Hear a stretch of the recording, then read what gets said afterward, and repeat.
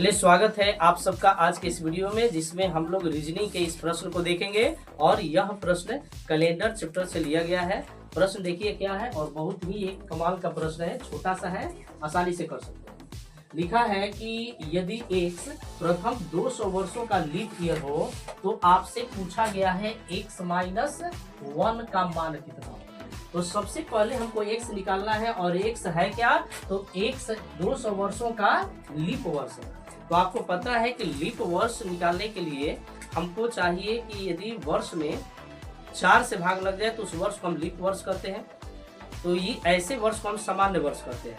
लेकिन लीप वर्ष निकालने के दो तरीके हैं। यदि सामान्य वर्ष है तो 4 से भाग दीजिए, और यदि वो शताब्दी वर्ष है तो 400 से भाग देना। तो इस तरीके से हमको पता करना है कि 200 वर्ष में पहले कितने लीप ईयर हैं। तो लीप ईयर का रिपीटेशन होता है प्रत्येक 4 साल पर।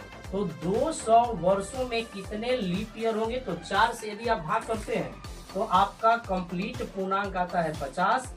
लेकिन इस 50 में वो सारे पूर्णांक हैं जो केवल 4 से डिवाइड है। अब आपको पहले ये समझना होगा कि 200 वर्ष में क्या सारे समान वर्ष हैं? जी नहीं। यहाँ पर जो 100वां साल होगा और जो 200 साल है, ये दोनों के दोनों शताब्दी वर्ष है।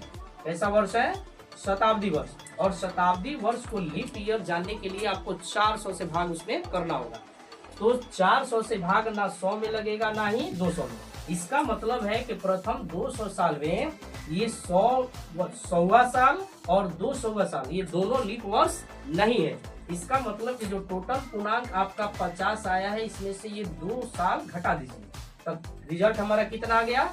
48। यानी कि प्रथम 200 साल में कितने लीप ईयर होंगे? 48। आपसे क्या पूछा है?